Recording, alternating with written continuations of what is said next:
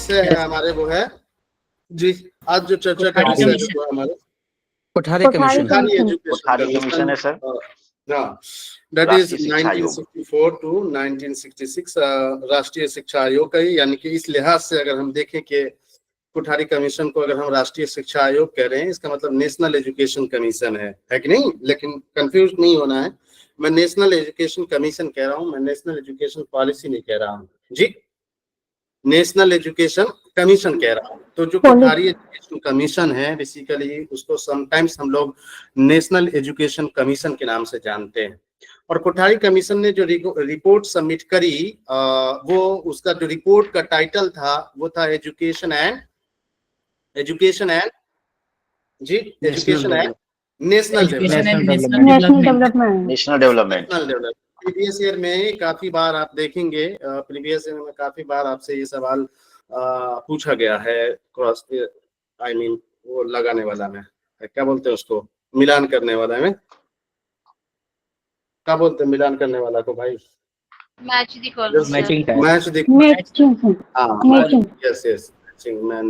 Column. तो वहां पे आप देखेंगे तो प्रीवियस ईयर में कई बार इसको देखने को मिला। समटाइम्स कंफ्यूजन हो जाता है नेशनल एजुकेशन कमीशन को लेकर के, तो याद रखिएगा कि जो कोठारी एजुकेशन कमीशन है 1964-1966 इसको समटाइम्स हम लोग नेशनल एजुकेशन कमीशन के नाम से जानते हैं। जुलाई 1964 में बेसिकली एडहॉक कमीशन बनाई गई थी। एडहॉक कमीशन का मतलब आप समझते हैं कि टाइम बाउंड माइनॉरिटी कमेटी बनाई गई थी। हाँ, दीगर तरीके की जो कमीशंस आई जैसे नेशनल नॉलेज कमीशन या यूनिवर्सिटी एजुकेशन और सेकेंडरी एजुकेशन कमीशन, उससे इनका नेचर बिल्कुल अलग था बेसिकली। क्योंकि बाकी की जो पॉलिसीज रहे उनके स्पेसिफिक गोल रहे। For example university education commission आया तो यूनिवर्सिटी एजुकेशन कमीशन के स्पेसिफिक गोल ये थे कि भाई आपको यूनिवर्सिटी एजुकेशन को देखना है। वहीं पे जैसे ही आपको सेकेंडरी एजुकेशन कमीशन आया तो उसको ये कह दिया गया कि आपको सेकेंडरी एजुकेशन कमीशन देखना है बेसिकली। और इनका जो जहां तक मैटर आया, कोठारी कमीशन का मैटर आया, तो इनको कहा कि भाई पूरा व्यवस्था आपको देखना है from pre primary to higher education है ना। तो हॉलिस्टिक वे में आपको इंडियन एजुकेशन को देखना है, और हॉलिस्टिक वे में इंडियन एजुकेशन को देखेंगे तो उसके लिए एक टेम्पररी कमिटी बनाई गई, एक टेम्पररी कमीशन बनाई गई कि आप आराम से काम करिए और रिव्यू करिए और सजेशन सबमिट करिए कि किस तरीके से शिक्षा व्यवस्था को ठीक किया जा सकता है बेसिकली। तो उस वक्त national education and national development के नाम से जो है कि शिक्षा और राष्ट्र का विकास नाम से जो है कि कोठारी कमीशन ने रिकमेंडेशन जो है वो अपनी रिपोर्ट जो है वो सबमिट करी। इस लिहाज से देखें तो भारत की उस वक्त तक की आई हुई सबसे पॉलिसियों में से सबसे अलग पॉलिसी थी बेसिकली, सबसे अलग कमीशन था ये, एक एडहॉक कमीशन थी बेसिकली। वैसे तो वतन अजीज हिंदुस्तान के आजाद होने के बाद ये चौथी कमीशन थी, जैसा कि हमने क्रोनोलॉजिकल ऑर्डर में आपको दिया है पोस्ट इंडिपेंडेंट इंडिया में, आप गौर करिएगा तो ये चौथी कमीशन है बेसिकली। लेकिन पहली ऐसी कमीशन रही जो कि प्री प्राइमरी से लेकर के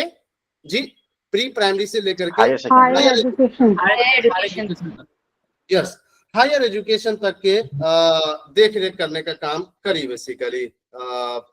ये I mean education and national development, Kothari commission basically. So अगर हम ऐसे देखें तो चौथी थी, लेकिन अगर हम रियलिस्टिक वे में देखें तो कॉम्प्रिहेंसिव तौर पे तो ये पहली पॉलिसी थी बेसिकली। इस पॉलिसी का जो ओपनिंग सेंटेंस था वो इंडिया की इथोस को दर्शाता है, इंडिया की कल्चर्स को दर्शाता है, हमारी सभ्यता को दर्शाता है, हमारी संस्कृति को दर्शाता है, हमारे मूल्यों को दर्शाता है, हमारी अंडरलाइन प्रिंसिपल इंडियन कॉन्स्टिट्यूशंस में जो प्रिंसिपल लाई कर रहा है, जो directive principle of state policies है, and different types of article है जो कि पर्टिकुलरली एजुकेशन से रिलेटेड है, और उन सब की जो कैरेक्टरिस्टिक्स है, उन सब की जो विशेषता है वो बेसिकली कोठारी कमीशन के रिपोर्ट में देखने को मिलती है बेसिकली। चूंकि इनका ओपनिंग सेंटेंस जब आप देखेंगे, जैसे ही रिपोर्ट का title education and national development से हम इंट्रोडक्शन की तरफ बढ़ते हैं, इटैलिक में लिखा है the destiny of India is being shaped in her classroom. जी, भारत की जो नियति है उसकी क्लासरूम में तैयार की जा रही है, उसकी कक्षाओं में आकार दिया जा रहा है भारत की नियति को। और नियति इन द सेंस भारत का भविष्य।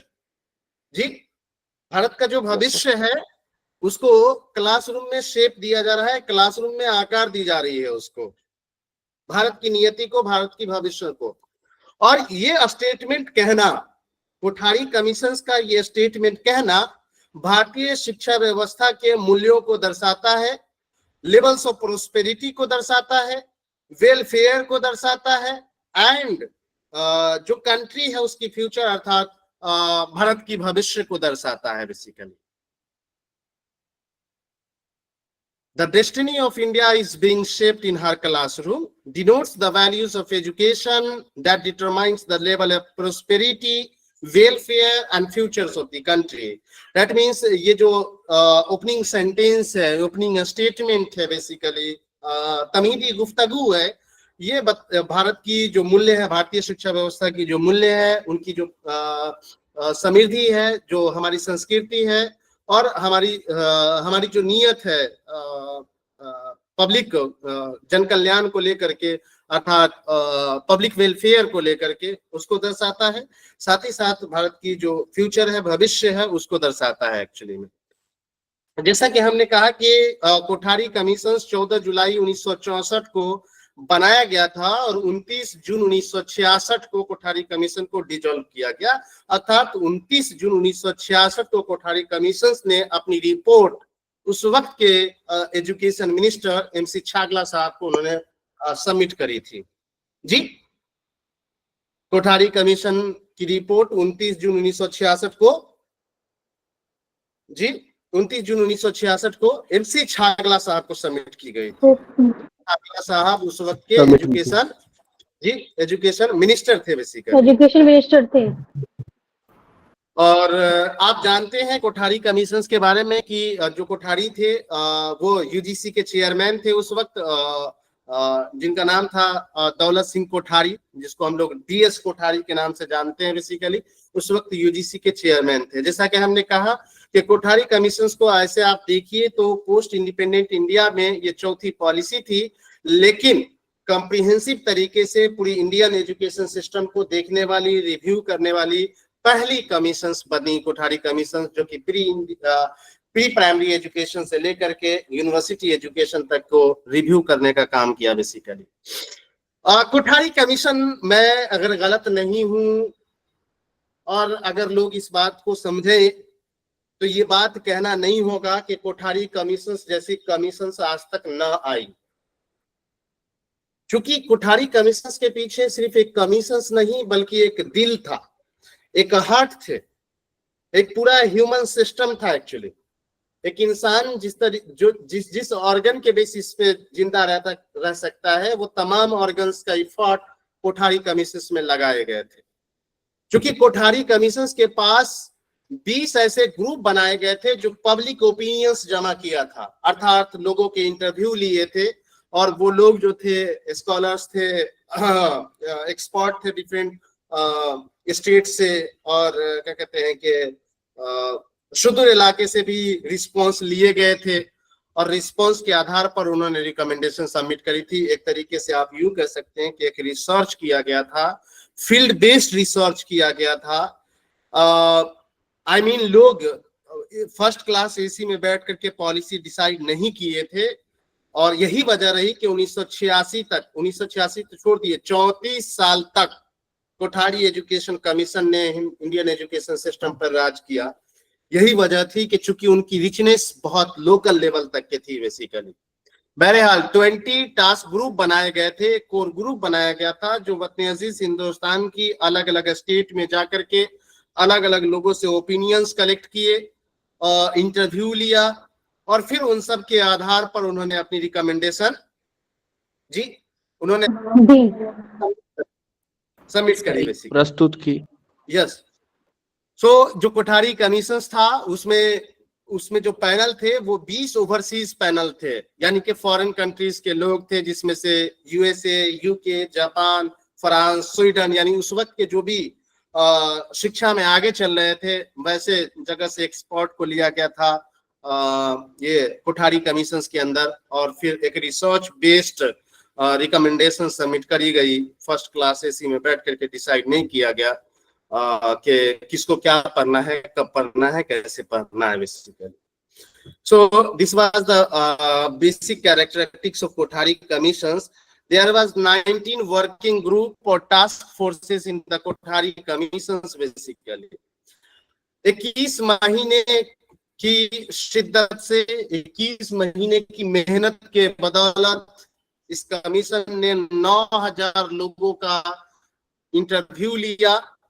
जो 9000 लोग थे उनमें स्कॉलर्स थे, एजुकेटर्स थे, साइंटिस्ट थे, और उन 9000 इंटरव्यू प्लस पब्लिक डेटा के आधार पर उन्होंने 21 महीने की शिद्दत और मेहनत से उन्होंने रिपोर्ट 29 जून 1966 को उस वक्त के शिक्षा मिनिस्टर यानी शिक्षा मंत्री जो थे एजुकेशन मिनिस्टर एमसी छागला साहब को उन्होंने एमसी छागला साहब को उन्होंने अपनी रिपोर्ट सबमिट करी बेसिकली। एमसी छागला साहब को उन्होंने रिपोर्ट 1966 में सबमिट करी बेसिकली। कोठारी कमीशंस का इंपोर्टेंट ऑब्जेक्टिव्स क्या था? पहला इंपोर्टेंट ऑब्जेक्टिव्स जो कोठारी कमीशंस का था वो ये था कि हिंदुस्तान की जो शिक्षा व्यवस्था है उसके लिए आप क्या कहते हैं पॉलिसीज दीजिए, आई मीन के गाइडलाइन दीजिए, रिकमेंडेशन दीजिए कि किस तरीके से भारतीय शिक्षा व्यवस्था को बेहतर बनाया जा सकता है, कैसे बेहतर बनाया जा सकता है। इसके लिए आपको remember the term. It is not use the particular stage specific terminology or particular standard words like engineering and medical sciences. It is just uses the term in a very general manner. That is the education system of India. It means it reflects the context of the policies from pre-primary to university education. And that was the first major objectives of Kothari commissions, to provide policies and guidelines for the development of education in India. Bharat में शिक्षा के विकास के लिए नीति और दिशा निर्देश प्रदान करना। दूसरा था to find and evolve a general patterns of education in India. भारतीय शिक्षा का एक सामान्य पैटर्न्स कैसा हो सकता है उसका रिकमेंडेशन सबमिट करिए, और ये शिक्षा व्यवस्था का पैटर्न्स कैसे तय होगा। आप डिफरेंट कंट्रीज को रिव्यू करिए, डिफरेंट कंट्रीज की शिक्षा व्यवस्था को देखिए, और उसके आधार पर आप रिकमेंडेशन सबमिट करिए। उसके आधार पर आप रिकमेंडेशन सबमिट करिए, रिकमेंडेशन सबमिट करिए बेसिकली, है ना, रिकमेंडेशन सबमिट करिए। उसके बाद to examine every aspect of Indian education sector. भारतीय शिक्षा व्यवस्था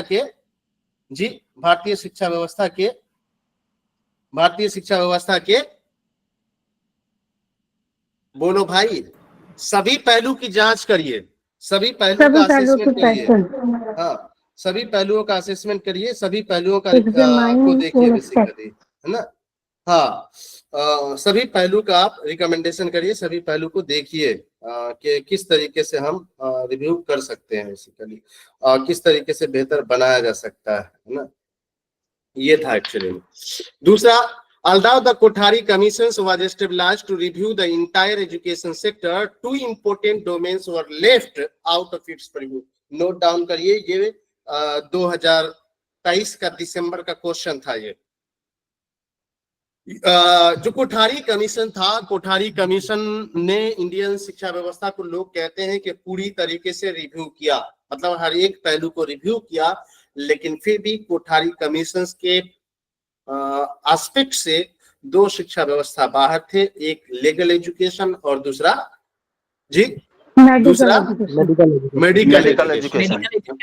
मेडिकल एजुकेशन। ये दो क्षेत्र जो है वो अछूता रहे कोठारी कमीशन से बेसिकली। कोठारी कमीशन ने अछूता नहीं छोड़ा, बल्कि इन्होंने एक रिकमेंडेशन दिया कि लीगल एजुकेशन को और मेडिकल एजुकेशन को देखने के लिए एक अलग से उस फील्ड के एक्सपर्ट जो है, हाँ, अलग से उस फील्ड के जो एक्सपर्ट हैं उनको आप अपॉइंट करिए और वो देख रेख करें तो ज्यादा बेहतर होगा बेसिकली। तो इसीलिए उन्होंने मेडिकल एजुकेशन पे और लीगल एजुकेशन पे किसी तरीके का कोई रिकमेंडेशन सबमिट नहीं किया बेसिकली। अब चूंकि आप लीगल जानते एजुकेशन हैं, इन द सेंस, अरे वो जो लॉ LLB वगैरह है, कानून, लॉ वगैरह, हाँ लॉ, ओके यस यस, हाँ। सो ये दो चीजें छूटी थी।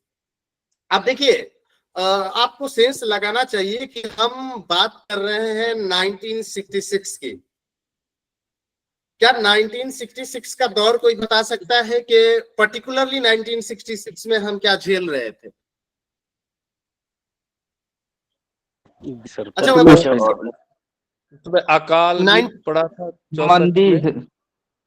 हाँ, और अकाल और सर ये भारत और चाइना के बीच का लड़ाई भी था सर जी। ठीक है, ठीक है, और कुछ?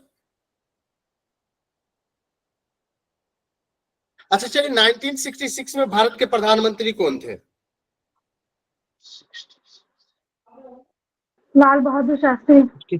यस, शायद इंदिरा और उनके गांधी साथ सर कुछ बनी घटना थी हुई थी उस वक्त? उनके साथ कुछ घटना हुई थी? पाकिस्तान में सर उनका सुसाइड हो गया था, ये मतलब डेथ हो गया था, है ना? सो हम बेसिकली कई तरीके से घेर चुके थे। 1966 में इंदिरा गांधी जी प्रधानमंत्री बन गई थी, उससे जस्ट पहले की क्राइसिस हम झेल रहे थे, लाल बहादुर शास्त्री जी का देहांत हो गया, इकोनॉमिक क्राइसिस से झेल रहे थे। दूसरी तरफ पाकिस्तान से हमारे रिलेशन खराब थे और चाइना के साथ हमारी लड़ाई चल रही थी। कई इश्यूज एक साथ हमें घेर लिया था।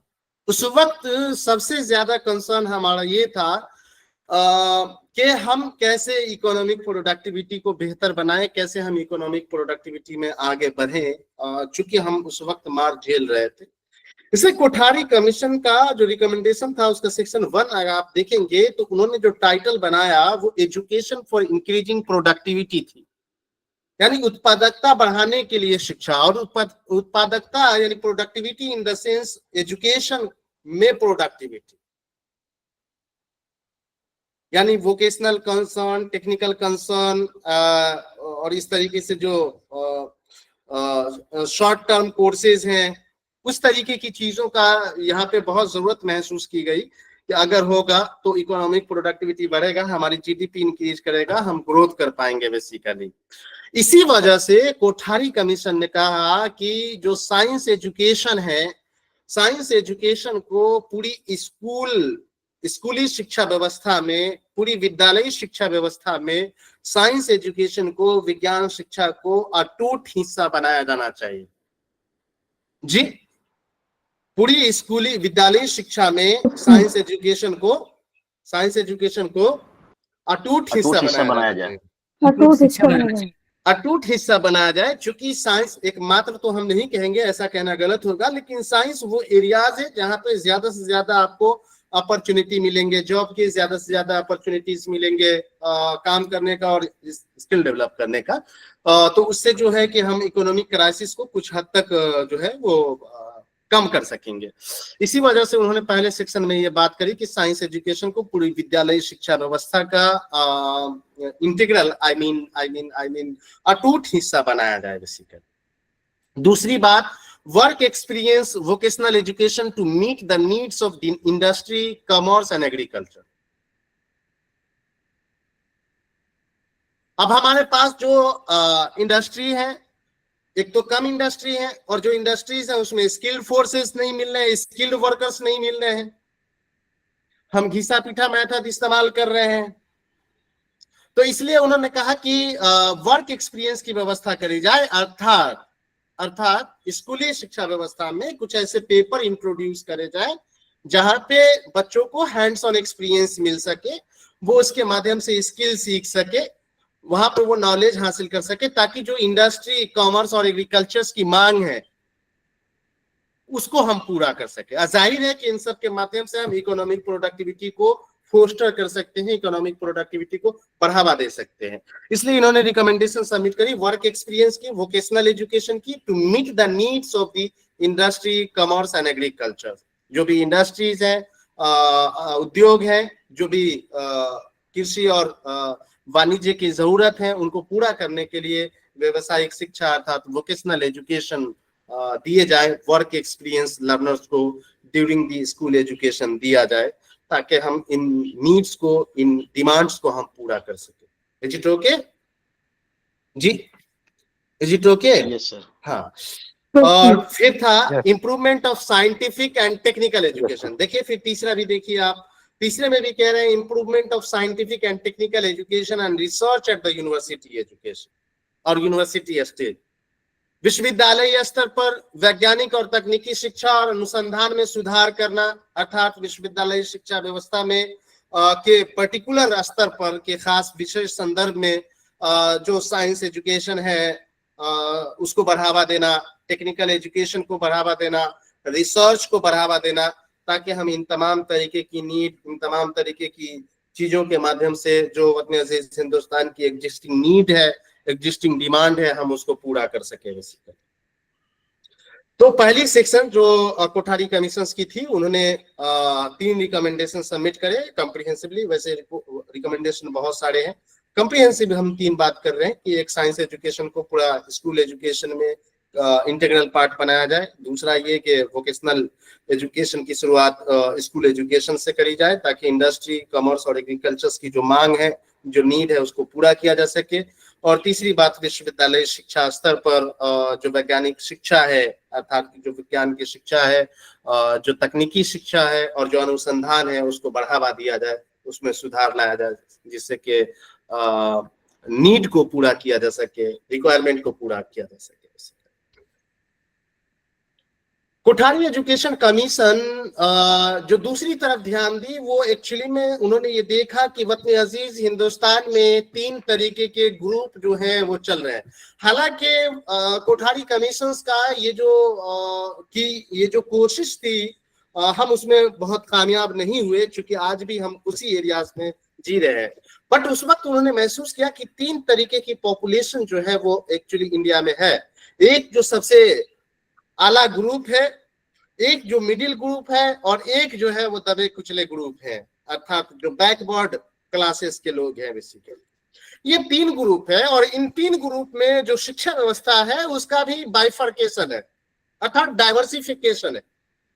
जो इलाइट ग्रुप के हैं, जो काफी इकोनॉमिक वाले लोग हैं, जाहिर है कि वो अच्छी तालीम अपने बच्चों को दे रहे हैं, और हम जो है कि कुछ ही लोगों को तालीम दे पा रहे हैं।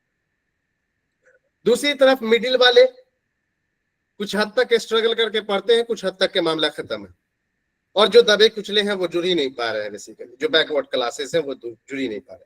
जबकि Indian constitution article 14, article 29(1), article 28A, article 30, article 45, article 21A and directive principle of state policies एक तरफ है, और संविधान को लागू हुए आज 14 साल 15 साल हो चुका है। इसके बावजूद हम इस स्थिति में जी रहे हैं। लिहाजा उन्होंने CSS का कॉन्सेप्ट पेश किया कोठारी कमीशन ने, कॉमन स्कूल सिस्टम, और उसका टाइटल बनाया education for social and national integration, सामाजिक और राष्ट्रीय एकता के लिए शिक्षा। सामाजिक और राष्ट्रीय एकता के लिए शिक्षा जब उन्होंने टाइटल बनाया, उसमें पहली रिकमेंडेशन उन्होंने सबमिट करी, कॉमन स्कूल सिस्टम लागू किया जाना चाहिए। जी, जो दबे कुचले हैं, जो मिडिल क्लास के लोग हैं, सब अच्छी तालीम, सबको हक है अच्छी क्वालिटी का तालीम हासिल करे, अच्छी क्वालिटी की शिक्षा हासिल करे। इसलिए उन्होंने कॉमन स्कूल सिस्टम की बात करी कि भाई तमाम राज्यों में कॉमन स्कूल सिस्टम लागू किया जाए। लेकिन आप टीचर हैं, आपकी जमात टीचर्स की है, आप ग्रुप टीचर्स के हैं। मैं क्रिटिक्स नहीं कर रहा, क्योंकि वक्त नहीं है क्रिटिक्स करने का। आप देख लीजिए कॉमन स्कूल सिस्टम में जी रहे हैं या फिर उसी दौर में जी रहे हैं जिस दौर का ये रिकमेंडेशन। दूसरा, सोशल सर्विस प्रोग्राम, समाज सेवा कार्यक्रम। अगर वतन अजीज हिंदुस्तान के पास इतनी टीचर्स की तादाद नहीं है, इतने हमारे पास पैसे नहीं है कि हम अपॉइंट करें और ये करें, तो समाज सेवा को इन्वॉल्व करिए। जो समाज में लोग पढ़े लिखे हैं उनको इन्वॉल्व करिए और उनके माध्यम से शिक्षा दिलवाइए जी, उनके माध्यम से शिक्षा व्यवस्था शिक्षा दिलवाइए। जो समाज में पढ़े लिखे लोग हैं, जो अपॉइंट नहीं हुए हैं, क्योंकि वतन अजीज हिंदुस्तान इस हालात में नहीं है कि हम रेशियो को ठीक करें और अपने टीचर्स का अपॉइंट करें, क्योंकि हम इकोनॉमिक क्राइसिस को झेल रहे हैं। एक तरफ लड़ाई चल रही है जो अलगे, तो इसलिए सामाजिक सेवा का जो है अवसर उठाइए और समाज में जो लोग पढ़े लिखे हैं उनका लाभ लीजिए बेसिकली। और teaching of all languages, literature, philosophy and history of India, कहा कि चाहे कुछ भी पढ़िए, लेकिन सभी तरीके की भाषा, खास करके जो भारतीय भाषा है उनको पढ़ाइए, लिटरेचर को पढ़ाइए, भारतीय साहित्य को पढ़ाइए, भारतीय दर्शन को पढ़ाइए और भारतीय जो इतिहास है उसको जरूर पढ़ाइए, ताकि हम अपनी संस्कृति, हम अपनी सभ्यता, हम अपनी ऐतिहासिक परिप्रेक्ष्य पे, हम अपनी भाषा पे फख्र कर सकें, गुमान कर सकें। जो लर्नर्स है, आई मीन जो कमिंग जनरेशन है, उन जनरेशंस को अपनी भारतीय सभ्यता, उनकी भाषा, उनकी साहित्य, उनके दर्शन और उनकी इतिहास का पता चले, ताकि हम सब अपनी वतन अजीज हिंदुस्तान के ऊपर फख्र महसूस कर सकें। इज इट राइट और नॉट जी? Is it right or not? So basically, this was the second sections of the report where he has discussed the education for social and national integration and mentions many points, but I am just giving you 3 points. And one is the common school system should be implemented to the all state, and social services program should be available. And third, the teachings of language, literature, philosophy, and history of India, that will the matters of pride, that will the matters of great India, and matters of क्या कह सकते हैं उसको, right कहिए आप। उसके बाद जो तीसरा सेक्शन उन्होंने बनाया वो एजुकेशन फॉर मॉडर्नाइजेशन का बनाया, आधुनिकीकरण के लिए शिक्षा का बनाया जी, आधुनिकीकरण के लिए शिक्षा का उन्होंने बात रखी, यानी education for modernisation. I repeating my statement, education for modernization, education not for westernization, education for modernization, education not for westernization. So modernization and westernization is two different things. So education for modernization में जो first recommendation submit किए गए, वो first recommendation था adopting new methods of teaching, पढ़ाने का नया तरीका ढूंढिए जिसमें बच्चे एंगेज हो सके, बच्चे हंसी खुशी पढ़ सके, इंटरेस्ट ले सके, और इसके लिए आप नए तरीके का, आधुनिक तरीके का चुनाव कर सकते हैं। आप अलग अलग कंट्री को रिव्यू कर सकते हैं, आप देख सकते हैं कि किस तरीके की प्रैक्टिसेस ग्लोबल लेवल पे चल रही है बेसिकली, न कि आप ये देखिए कि ग्लोबल लेवल पे किस तरीके की खान पान और किस तरीके के कपड़े और पहनावे ओढ़ावे चल रहे हैं। Proper development of intrinsic attitude and values and building essential skill like independent training basically. Education for modernisation का मतलब ही है कि इंसान को पूरी तरीके से मॉडर्नाइज करना है। मॉडर्नाइज करने का मतलब है उनके अंदर वैल्यूज भी डेवलप करने हैं, उनके अंदर एटीट्यूड भी डेवलप करने हैं, उनके अंदर हैबिट्स भी डेवलप करने हैं, और उनके लिए उनको जो 20th सेंचुरी, उस वक्त की जो 20th सेंचुरी है उसके मुताबिक हमें उसमें एसेंशियल स्किल्स भी डेवलप करने हैं। यानी कि हमें कंप्यूटर भी सीखना है, हमें साइंस भी सीखने हैं, हमें मेडिकल एंड लीगल एजुकेशन भी हासिल करना है, but they should have to train the attitude, the values, the behavior and the ethics of Indian education. And third recommendation was emphasizing teaching of vocational subject and science. खास करके आप vocational subject जो है, जो बच्चे को जल्द से जल्द नौकरी दिलवा सकता है, जो जल्द से जल्द बाइख्तियार बना सकता है जी, और जो साइंस है, विज्ञान है, उसमें हमें खास करके ध्यान जी उसमें हम खास करके ध्यान दें बेसिकली, उस पर हम खास करके कंसर्न करें, गौर करें बेसिकली। उसके बाद जो उन्होंने सेक्शन बनाया वो डेवलपमेंट ऑफ डेमोक्रेसी था, लोकतंत्र का विकास था बेसिकली।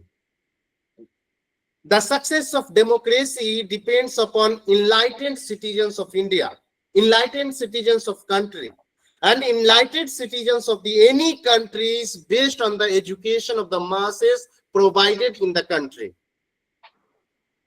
कहते हैं कोठारी कमीशन कहता है डेवलपमेंट और डेमोक्रेसी के अंदर, कोठारी कमीशन कहता है लोकतंत्र के विकास के अंदर, कोठारी कमीशन कहता है कि जो डेमोक्रेसी की सफलता है, देखो किन्हीं की यहाँ चकचका रहा है भाई, बंद करो।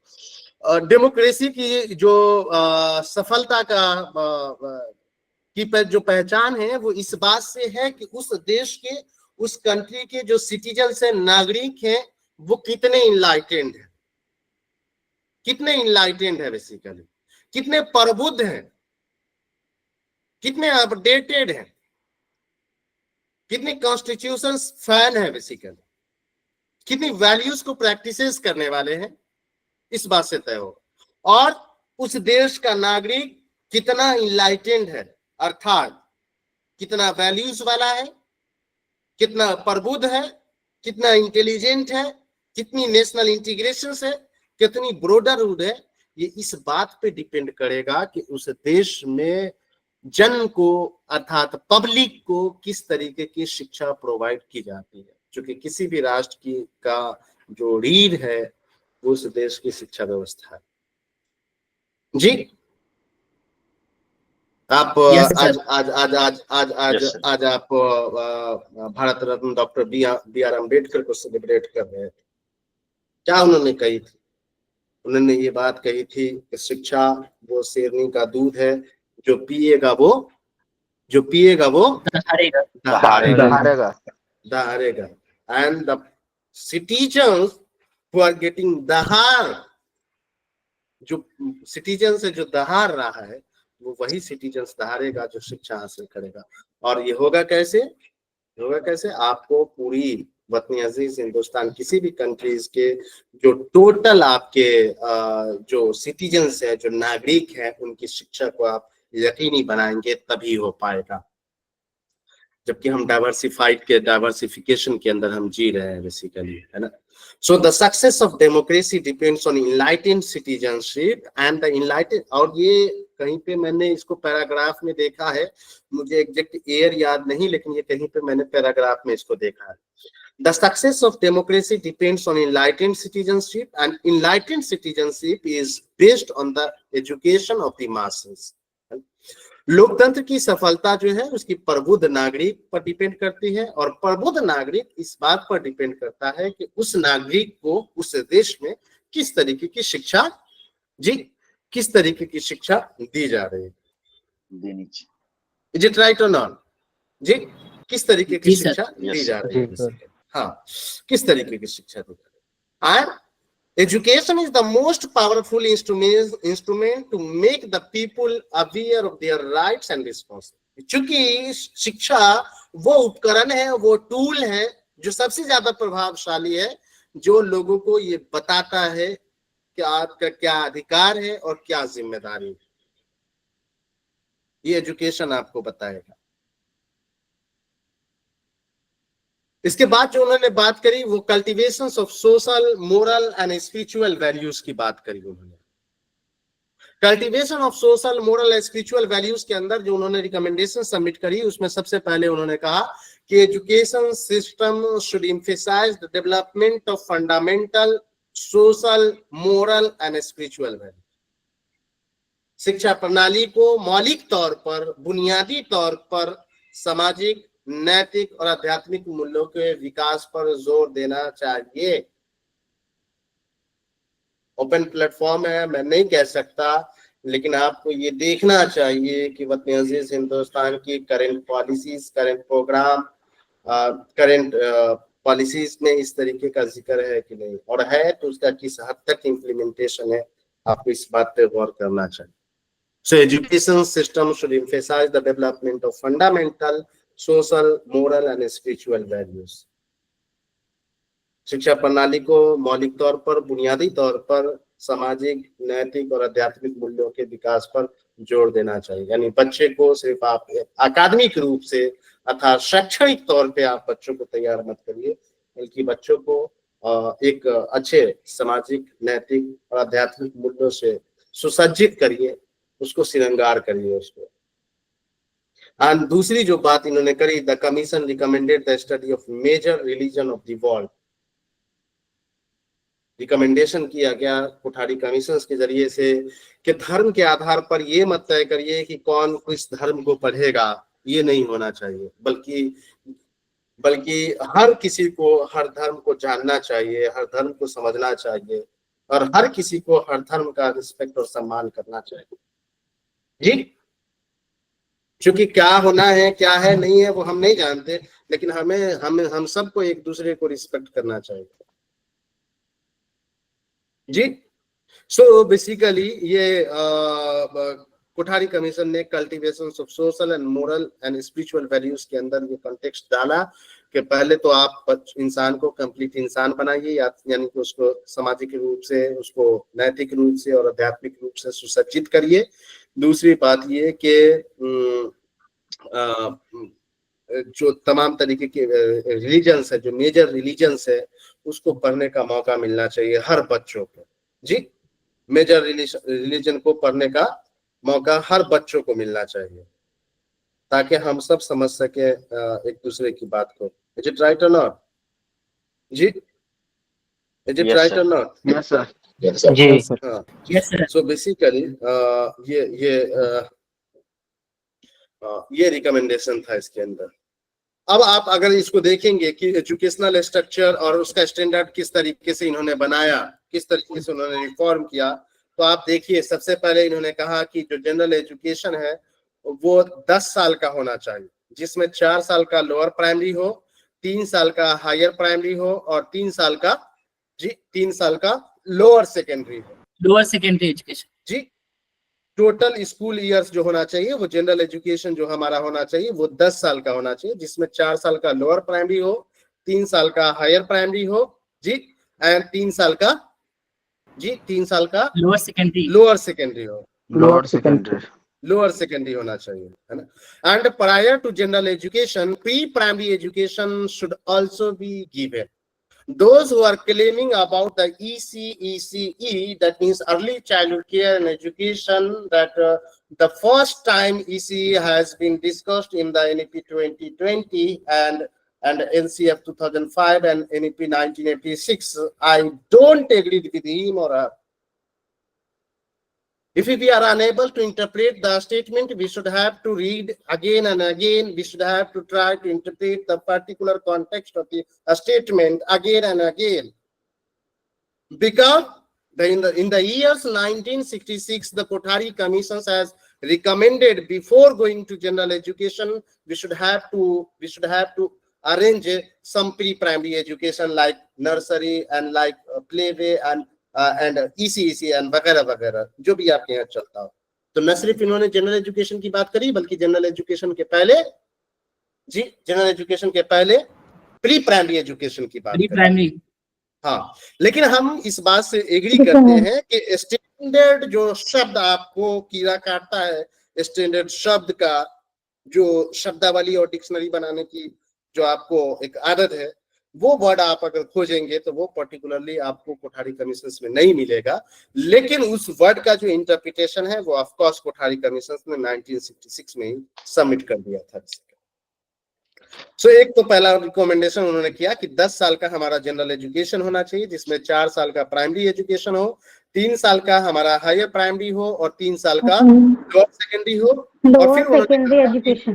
और फिर उन्होंने कहा कि जनरल एजुकेशन से पहले आपका primary education, pre primary education की भी व्यवस्था, जी, प्री प्राइमरी एजुकेशन की व्यवस्था की जानी चाहिए, होनी चाहिए। The theme of higher secondary education should be fixed for 2 years. Higher secondary जो आपने देखा था कि वहां पे थोड़ी कंफ्यूजन हुई थी सेकेंडरी एजुकेशन कमीशन में, वो यहाँ पे क्लियर कर दिया कि हायर सेकेंडरी हमारा 2 साल का होना चाहिए, यानी 11th एंड 12th 2 साल का होना चाहिए। 2 साल का होना चाहिए। उसके बाद उन्होंने कहा after the degree course there should be a post graduate courses of 3 years. Degree courses के लिए ऑलरेडी सेकेंडरी एजुकेशन कमीशन ने रिकमेंड किया था कि 3 साल का डिग्री एजुकेशन होना चाहिए, आई मीन बैचलर डिग्री 3 साल के होने चाहिए। उस बात से एग्री करते हुए इन्होंने कहा कि 3 साल की बैचलर डिग्री के बाद 3 साल का पीजी डिग्री होना चाहिए। जी 3 साल की बैचलर डिग्री के बाद, जी 3 साल की बैचलर डिग्री के बाद 3 साल का पीएचडी डिग्री होना चाहिए। हाँ, मास्टर डिग्री होना चाहिए। The graduate courses should be extended from 2 to 3 years। उस वक्त तक जो रिकमेंडेशन थे, हाँ, सेकेंडरी एजुकेशन कमीशन का जो रिकमेंडेशन था उस पर अमल तो हुआ नहीं था पर्टिकुलर, चूंकि उन्होंने जो रिकमेंडेशन करी थी उनको सेकेंडरी एजुकेशन के कॉन्टेक्स्ट में इम्प्लीमेंट किया गया, और चूंकि हायर एजुकेशन में उनका इम्प्लीमेंट हुआ नहीं तो उस वक्त तक 2 इयर्स का आपका चल रहा था।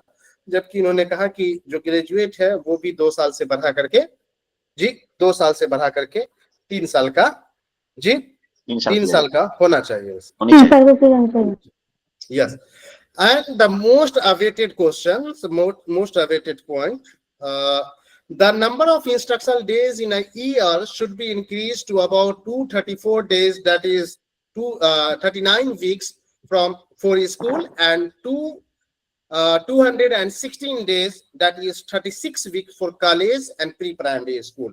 मतलब उन्होंने कहा कि जो इंस्ट्रक्शनल आवर होना चाहिए, जो वर्किंग आवर होना चाहिए, वो बेसिकली 239 से बढ़ा 234 डे का जो है कि होना चाहिए स्कूल के लिए, और 216 दिन का, जी 216 दिन का कॉलेज के लिए, कॉलेज एंड प्राइमरी स्कूल के लिए, प्री प्राइमरी स्कूल के लिए है ना। तो यानी कि 39 वीक का स्कूल, 39 वीक साल में स्कूल खुले रहेंगे, और colleges and pre primary education 36 week चलेंगे बेसिकली, है ना जी। जी यस सर। हाँ, दूसरा holidays should be minimized, no need to close an educational institutions on a religious holiday। जी हॉलीडे जो करते हैं, अपना जो छुट्टी करते हैं, आज फलाना है तो आज फलाना है तो आज फलाना है, तो उस तरीके की हॉलीडेज को छुट्टी करने की जरूरत नहीं है। रिलीजियस हॉलीडेज पे छुट्टी करने की जरूरत नहीं है, बल्कि स्कूल में रिलीजियस जो डे है, रिलीजियस जो फेस्टिवल्स है वो सेलिब्रेट किए जाने चाहिए, जिससे कि हम एक दूसरे को समझ सके और एक दूसरे के कल्चर्स का इज्जत कर सके। जी तो बिहार गवर्नमेंट इसको फिर से इम्प्लीमेंट करने की कोशिश किया है सर। अच्छे, बहुत बहुत मुबारकबाद बिहार गवर्नमेंट को अगर ऐसा करती है तो, कि किसी भी रिलीजियस डे पे आप छुट्टी मत दीजिए, और बच्चों को बुलाइए स्कूल में और सेलिब्रेट कराइए, चाहे वो किसी भी धर्म का प्रोग्राम हो, किसी भी धर्म का फेस्टिवल हो, उसको प्रोग्राम कराइए, सेलिब्रेट कराइए। इससे आपसी जो तसादुम है, आई मीन कन्फ्लिक्ट है, वो कमेंगे, और ऑफ कोर्स एक दूसरे को हम समझेंगे, एक दूसरे की इज्जत करना सीखेंगे, और ऑफ कोर्स ये बचपन से होगा तो ज्यादा बेहतर रहेगा। तो ये बात सर, पूरा हॉलीडे होगा तो बच्चे तो जाएंगे नहीं, बढ़ जाएगा कॉन्फ्लिक्ट और बढ़ जाएगा। जो सिचुएशन चल रहा है हमारे देश का, ये तो बनाए हैं ना हम लोग ने, उस तरीके से बनाए ना एक्चुअली, वरना वतन अजीज हिंदुस्तान 2014 से पहले भी था, है ना, लेकिन हमने उस तरीके की बनाया है, और इस वक्त खास करके हमारा कंसर्न सिस्टम में है, वो बनाएंगे तो बनेगा। जब वहीं से वीक है तो समाज क्या करेगा? बात सही है, बात सही। दरअसल कई पॉइंट ऑफ व्यू हैं, एक अलग से बहुत सोचने की जरूरत है, बहुत मेंथन करने की जरूरत है। मैं जब क्लोज करूँ रिकॉर्डिंग तो बात छेड़िएगा, मैं पॉइंट नोट कर ले रहा हूँ, उसको भी अलग से मैं कह दूंगा। इस बात मेरी जो पॉइंट ऑफ व्यू है, जो कि मैंने एक पेपर लिखा था सोसाइटी एंड हायर एजुकेशन, उसमें हमने इस कॉन्टेक्स्ट को डाला था। चलिए बहरहाल, आइए टीचर स्टेटस पे बात करें। टीचर स्टेटस को लेकर के कोठारी कमीशन का क्या कहना है? टीचर स्टेटस को लेकर के कोठारी कमीशन कहते हैं, it is necessary to improve the economic, social and professional standard status of teachers basically. जाहिर है कि टीचर्स तब तक अपना बेस नहीं दे सकता, अपना फुल नहीं दे सकता, अपना टोटल नहीं दे सकता जब तक कि आप टीचर्स की तमाम तरीके की जरूरियात और आवश्यकताओं का ख्याल नहीं रखेंगे। आप सोचते हैं कि गर्दन पे छुरी रख करके काम करवा लें तो वो काम भी वैसा ही होगा, दिल से काम नहीं होगा बेसिकली। इसलिए जरूरी है कि जो शिक्षक हैं उनकी आर्थिक स्थिति, उनकी सामाजिक स्थिति और उनका जो प्रोफेशनल स्टेटस है अर्थात उनकी जो व्यावसायिक स्थिति है उसमें सुधार लाया जाए बेसिकली। और उसके सुधार लाने के लिए इन सर्विस ट्रेनिंग की व्यवस्था करी जाए, गवर्नमेंट टीचर की स्टेटस पे ध्यान they basically. The scale of pay of teachers of government and non-government schools should be the same. चाहे आप प्राइवेट स्कूल में पढ़ाइए, चाहे आप गवर्नमेंट स्कूल में पढ़ाइए, दोनों का पे स्केल दोनों का पे स्केल एक ही रहेगा, सेम होना चाहिए, सेम होना इक्वल चाहिए। होना चाहिए। समान काम के लिए समान वेतन होना चाहिए। दोनों पढ़ाने का काम कर रहा है अर्थात तो दोनों को सेम वेटेज दिया जाना चाहिए। तो पेमेंट जो है वो बराबर देना चाहिए। और उस टीचर्स की जो इकोनॉमिक स्थिति है, जो उनकी सामाजिक स्थिति है और जो व्यवसायिक स्थिति है उसमें सुधार लाया जाना जरूरी है, बहुत जरूरी है। State board of teacher education, central government और बिहार मतलब स्टेट गवर्नमेंट दोनों सैलरी अलग अलग प्रोवाइड करती है सर टीचर्स को। हाँ, वो एक्चुअली में वो मामला हमारा जो है वो संवर्ती ये अपना कमीशन है बिहार गवर्नमेंट का। जो संवर्ती सूची है उसको उसमें साफ तौर पे कहा गया है कि दोनों रिस्पॉन्सिबल है, दोनों जिम्मेदारी थे। कुछ मामलों में हस्तक्षेप है, कुछ में पावर का डिस्ट्रीब्यूशन है, तो वो चीज रहेंगे। वो कॉन्स्टिट्यूशनल अमेंडमेंट उसके लिए होना पड़ेगा और फिर कर भी देंगे तो वो सही नहीं होगा। बहरहाल वो एक अलग मैटर है।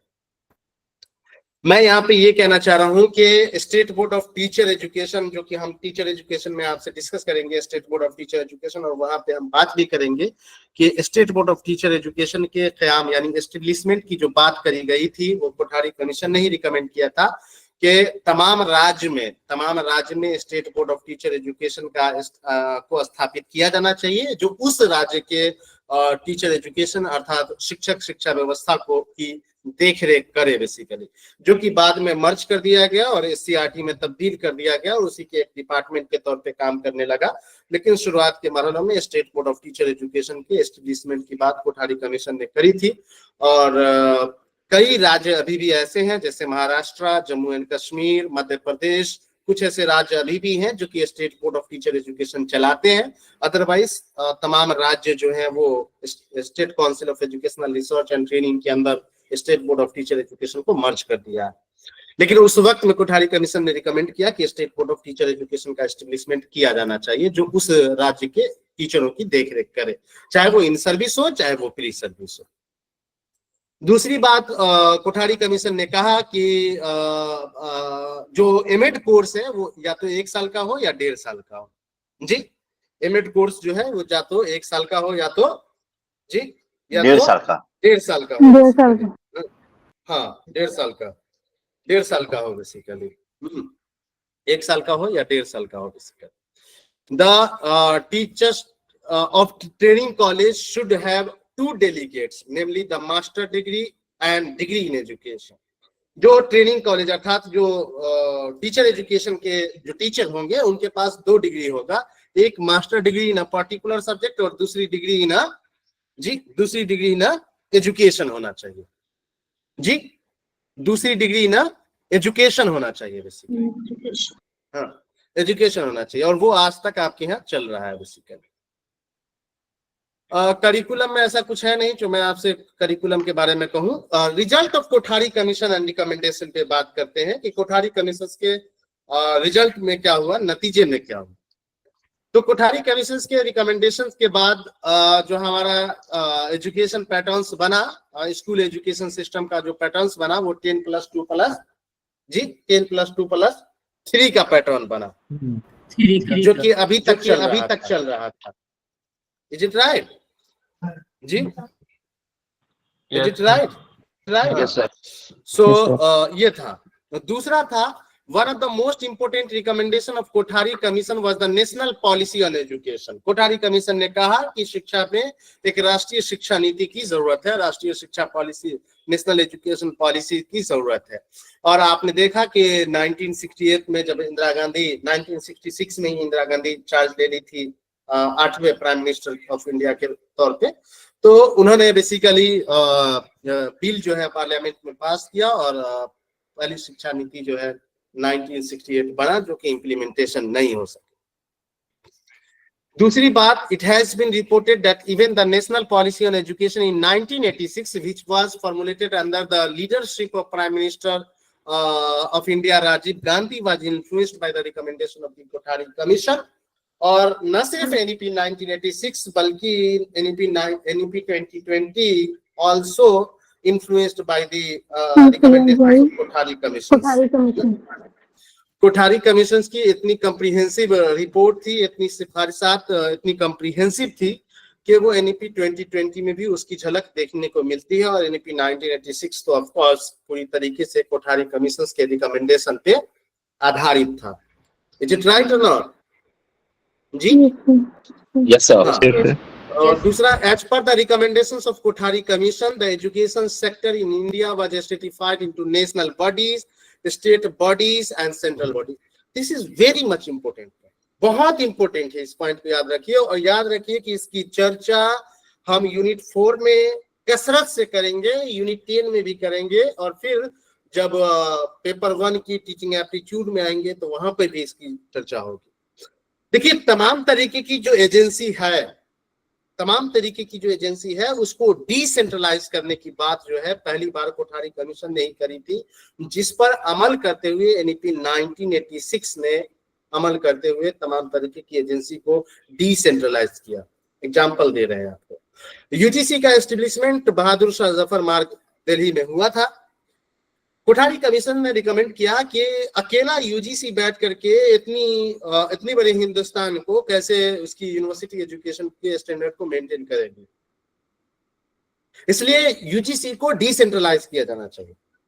और उसके नतीजे में एनईपी 1986 के नतीजे में आप देखिए कि यूजीसी को डिसेंट्रलाइज किया गया और उनकी अलग अलग ऑफिस, ब्यूरो अलग अलग स्टेट में बनाए गए और उन 3-4 स्टेट को एक ब्यूरो के अंदर डाल गया कि भाई आप देखिए इधर को, और इधर से कोई रिलेटेड दिक्कत होता है तो आप इस ब्यूरो से संपर्क करिए। नहीं, राइट सर। उसी तरीके से जो आपका एनसीटी जिसको आज आप देख रहे हैं, 1961 में जब एनसीईआरटी का एस्टेब्लिशमेंट हुआ था तो एनसीईआरटी के एक डिपार्टमेंट ऑफ टीचर एजुकेशन के तौर पर एनसीटी काम कर रही थी। NCT department of teacher education NCERT के काम कर रही थी। रिकमेंडेशन था कोठारी कमीशन का, एनईपी 1986 ने उसको अमल किया और आप देखिए आज 7 रीजनल ब्यूरो एनसीटी के बने हुए हैं। हम लोग भुवनेश्वर में आते हैं और उसी तरीके से अलग अलग राज्य में स्थापित किए गए हैं जो 4-5 राज्य को एक साथ देखती है, ताकि टीचर एजुकेशन का सही तरीके से देखरेख किया जा सके।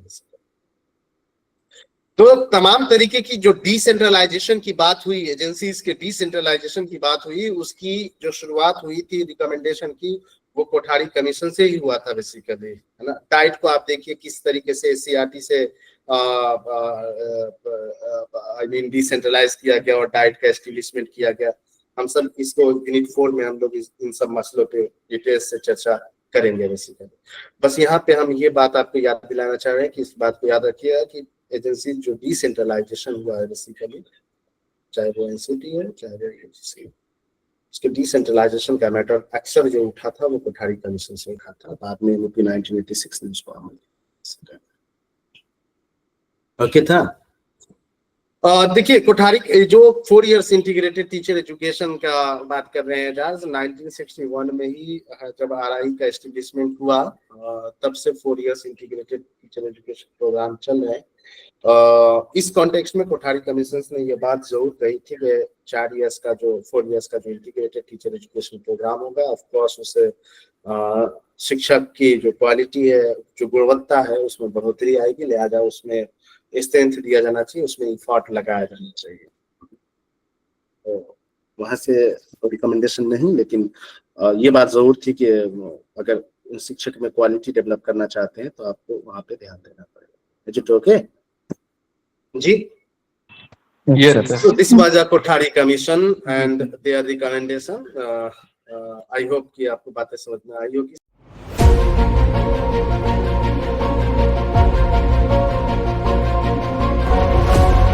अस्सलाम वालेकुम एवरीवन, मेरा नाम अनम ज़फ़र है और मैंने यूजीसी ने दिसंबर 2024 एग्ज़ामिनेशन 100 परसेंटाइल के साथ क्रैक किया है और मैं अपनी इस कामयाबी का पूरा क्रेडिट ज्ञान एकेडमी को देना चाहती हूँ, क्योंकि जब मैं इस जर्नी में स्टेप इन कर रही थी उस टाइम भी कई जेआरएफ क्वालिफाइड मेरे सीनियर्स ने मुझे रिकमेंड किया था कि मुझे ज्ञान एकेडमी में जाना चाहिए।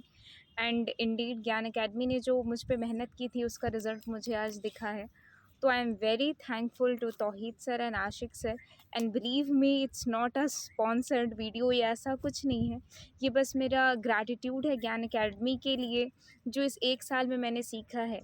एंड ये एक ऐसा प्लेटफॉर्म है जहाँ हम सिर्फ यूजीसी नेट के लिए नहीं प्रिपेयर होते हैं, यहाँ बहुत सारे मोरल वैल्यूज़ ये सब चीज़ें भी सीखते हैं जो हमें आगे की रिसर्च जर्नी में भी बहुत काम आएगी।